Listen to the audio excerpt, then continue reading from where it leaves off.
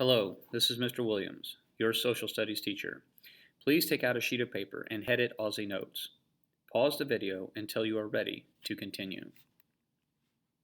Happy Abel Tasman Day! Today all over the world there will be parades, marching bands, candy showering down on exuberant children, 30-foot tall balloons in the shape of Tasman. And how can we remember such a man?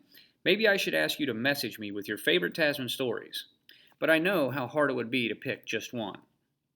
Now, I was going to offer his favorite food, pickled herring, but then I remembered pickled herring is completely disgusting. So what better way to celebrate than to have a quiz? Okay, number your notes 1 to 5, and I want you to pause the video and answer each of these items in your notes. Number 1, in which bay did our hero seek shelter due to bad weather? Number 2, which islands did Captain Cook find natives willing to help him out of a jam? Number 3, which body of water found by Cook separates the North Island of New Zealand from the South? Number 4, which bay did Tasman see 3 Dutch crew members killed by unfriendly Maori warriors? And number 5, which island bears Tasman's name because he found it? Pause the video now and answer the questions. Okay. Correct answers. Which bay did he seek shelter due to bad weather? That was, of course, Storm Bay. Which islands did Captain Cook find natives willing to help him out of a jam? Who could forget the story of the Friendly Islands? Which body of water found by Cook separates the North Island of New Zealand from the South? Obviously the Cook Strait. Which bay did Tasman see 3 Dutch crew members killed by unfriendly Maori warriors? I remember that story very well. My mom used to tell it to me every night before tucking me in. That is Murderers Bay. And which island bears Tasman's name because he found it? That would be Tasmania. If you got a 5 out of 5, pat yourself on the back. And now a brief history of Australia. Please pause the video to record notes as we go along. At one time, the oceans were unknown places where creatures nobody had ever seen before, because they had no books or no internet, were thought to be roaming the seas. This slide is from an artist of the time who is trying to paint what sailors came back and said they saw on the oceans. If you look closely, some things are recognizable. Sailors were the heroes of the day. They were the ones who braved the unknown. They were the astronauts of their time. Outside of ocean creatures, what were some other dangers that sailors faced? Yes, annoying picture of me from my childhood. Do you have an answer? He says they had to face running out of food, and he's right. They also had to face disease, no medical care, getting lost without GPS or navigation or, any maps of the world at all, running out of water, storms, pirates, and of course, wait for it, this guy. Here is a map of the world. We know it today to be wrong, but at the time it was thought to be accurate. What do you see in the map that is not accurate? Yes, annoying picture of me from my childhood. What's that? He says, South America looks like a chicken nugget. Well, thanks for being no help at all, annoying picture of me from my childhood, because of course South America looks absolutely like a chicken nugget. For the most part, the continents are correct here, but there was one rumored to be south of everything else, a southern continent that nobody had found yet, the land that would eventually become known as Australia. This is Luis Torres of Spain.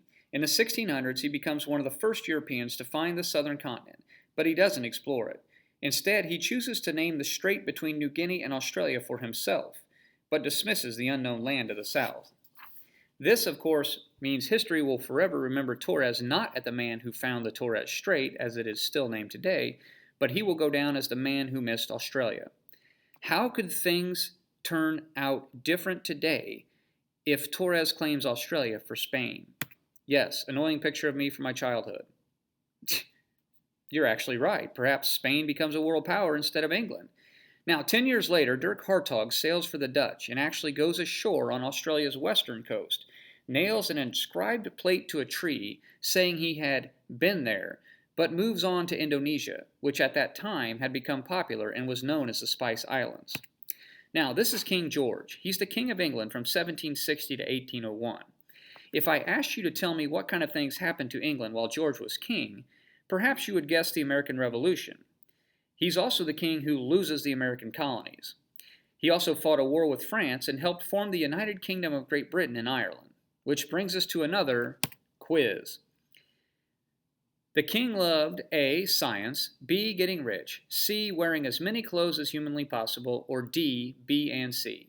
I'll give you a minute to answer in your notes. If you answered B. Getting rich, you would be correct. Now, this is Captain James Cook. King George was looking for someone to explore the world for England. Now, what qualifications do you think he would be looking for if he wanted a sailor to explore the world? Yes, annoying picture of me from my childhood. You say he should want a sailor, someone with exploration experience, someone who had been part of other voyages of discovery. Well, that's probably the most intelligent answer you've ever given me. And you're right. Unfortunately, Cook had none of this. He was the son of a farmer who had no formal schooling and no degrees. He did not sail on a ship until he was 18, and he did not join the Navy until he was 27, which was quite an advanced age for that time. Here are Cook's goals as laid out by King George. Number 1, determine if a southern continent actually exists. Number 2, seek out a northwest passage from Europe to Asia. Number 3, make scientific notations of faraway lands. And number 4, try not to die. Now, Cook becomes the first to bring scientists aboard his ships. Joseph Banks was his naturalist, and while journeying with Cook, Banks collected 30,000 specimens, including 1,400 new plants.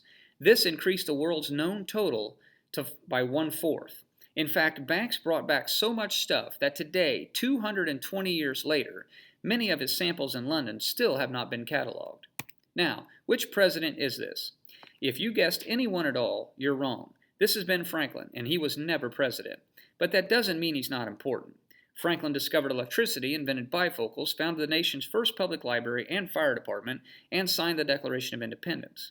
In 1776, Franklin sent a letter to Cook, giving him permission to sail along the coast of the American colonies. Why does this matter, you ask? Only because at the time that Franklin sent his letter, the two nations, Great Britain and what would become the United States, were simply trying to kill each other. This meant Franklin felt science was more important than whoever won the Revolutionary War. This is Cook's ship, the HMS Endeavour. It is so massive it was basically a floating city.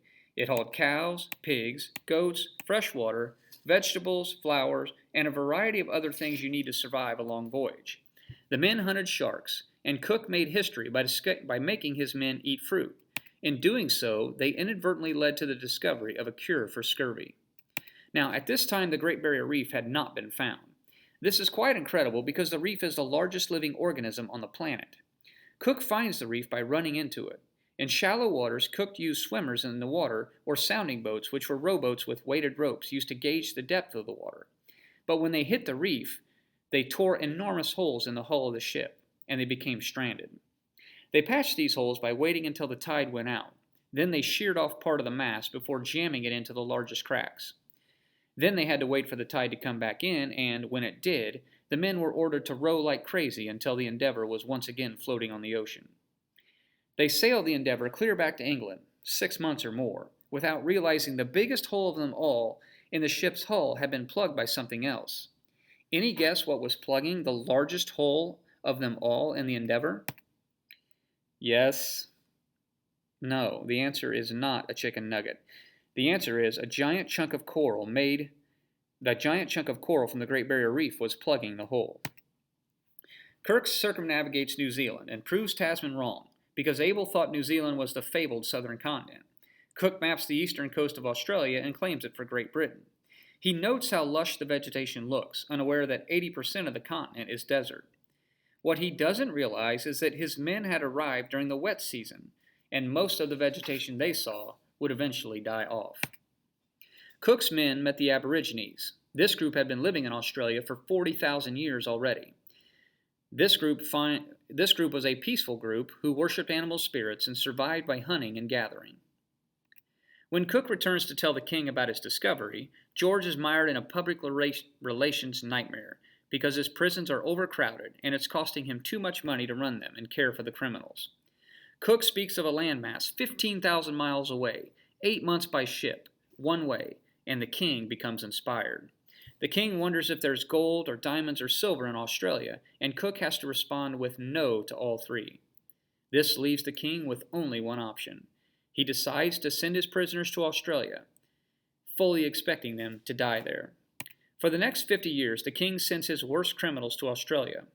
The prisoners there discover that some parts of Oz, as you see on the left, are very beautiful and fertile, while others, as you see on the right, almost cannot support life. What event could change everything? What event could lead to a population explosion and make Australia a destination for people all over the world? Oh no, this should be good. Yes, what event could change everything? Annoying picture from my childhood. What? Did you really just say that? That's right. The discovery of gold in 1850 changed everything. The discovery of gold led to more people coming to Australia. This increased the country's population and created a more diverse group of people. And that brings us to the end of this brief history of Australia. Finalize your notes and hang on to them. Until next time, keep loving social studies. Oh yeah, here's another picture of the gold miners. And I don't know who those people are. That's the Maori from New Zealand. They're pretty scary. I've got a story to tell you about Cook and the Maori at some point, but not in this PowerPoint. Here's the modern day flag of Australia, and here's an Aboriginal man apparently buying something at a deli. And I don't know what's happening here, but we'll talk about it in class. Till next time, see ya.